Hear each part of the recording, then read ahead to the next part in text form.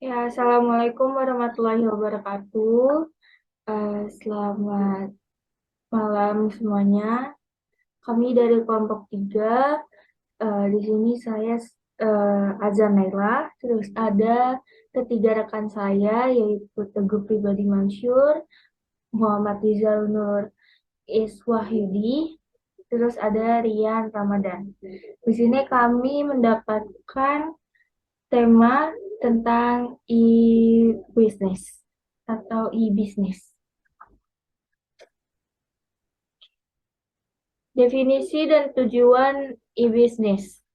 E-business adalah e-business dapat diterjemahkan sebagai kegiatan bisnis yang dilakukan secara otomatis dan semi otomatis dengan menggunakan sistem informasi komputer. Istilah yang pertama kali diperkenalkan oleh Lou Gerstner, seorang CEO perusahaan IBM ini. Sekarang merupakan bentuk kegiatan bisnis yang dilakukan dengan menggunakan teknologi internet.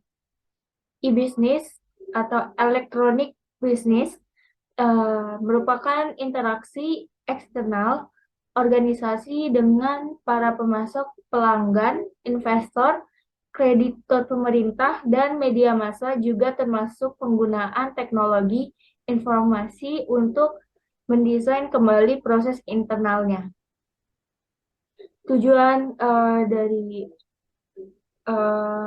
e-business ini adalah tujuan dari perusahaan yang menggunakan suatu sistem bisnis, e-business, adalah karena adanya e-business, perusahaan akan dapat bekerja dengan lebih efektif dan efisien dalam meningkatkan keuntungan.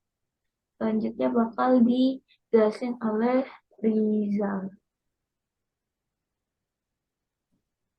Model-model e-business. Yang pertama ada virtual storefront yang menjual produk fisik atau jasa secara online, sedangkan pengirimannya menggunakan sarana tradisional seperti jasa pos dan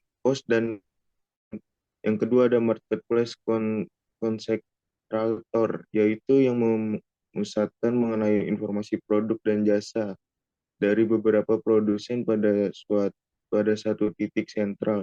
Pembeli dapat mencari, membanding-bandingkan, dan kadangkala juga melakukan transaksi pembelian. Yang ketiga ada informasi broker, yaitu menyediakan informasi produk, harga, dan ketersediaannya, dan terkadang menyediakan fasilitas transaksi. Namun nilai utamanya adalah informasi yang disediakan. Yang keempat ada transaction broker, yaitu pembeli dapat mengamati berbagai tarif dan syarat pembelian, namun aktivitas utamanya adalah memfasilitasi transaksi. Yang terakhir ada electronic clearing house, yaitu menyediakan suasana seperti tempat lelang produk di mana harga dan ketersediaan selalu berubah tergantung pada reaksi konsumen. Selanjutnya dijelaskan oleh Teguh.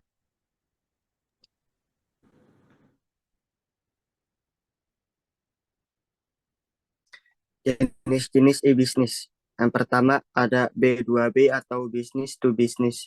Ini adalah suatu jenis usaha yang digunakan antara perusahaan satu dengan perusahaan yang lain, baik perusahaan yang berjalan di bidang industri serupa maupun yang berbeda, dan transaksinya menggunakan jasa internet. Dua, ada B2C atau business to consumer. Jenis ini adalah jenis bisnis perdagangan elektronik, perusahaan yang akan menjual langsung produksinya kepada para pembelinya. Tiga, ada C2C atau di jenis ini yang menjual produk adalah pelanggan yang dijual ke pelanggan lainnya. Yang keempat ada C2B atau konsumen to business.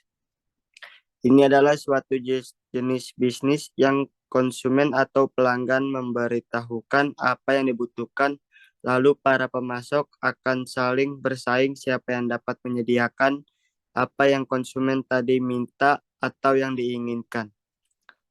Oke, selanjutnya akan dibacakan oleh Rian. Dampak positif dari bisnis.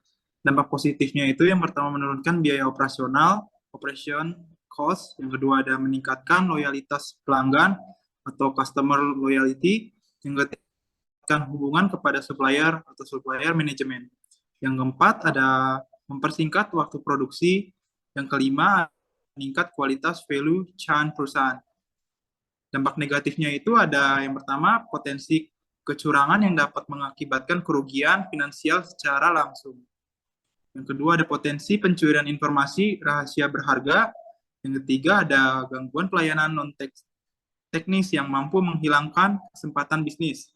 Yang keempat ada kehilangan kepercayaan dari para konsumen. Yang terakhir yaitu yang kelima, kerugian dari faktor tidak terduga. Seperti kesalahan faktor manusia ataupun kesalahan sistem elektronik. Selanjutnya boleh dilanjutkan.